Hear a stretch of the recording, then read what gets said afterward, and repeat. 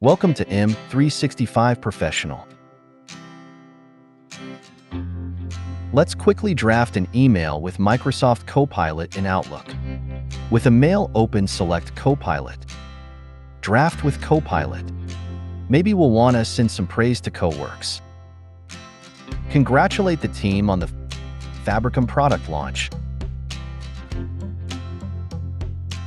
And ask how initial numbers look. Choose a tone or length.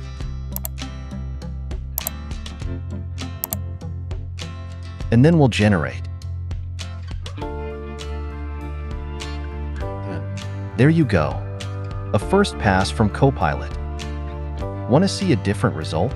Just regenerate and Copilot will come up with another one. Or tell Copilot what to change in the prompt box.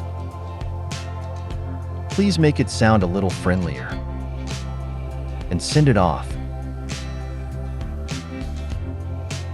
When you're happy with the result, select Keep It.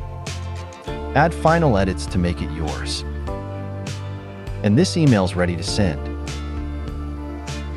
Thanks for watching. Don't forget to subscribe. M365 Professional. Check out more content here.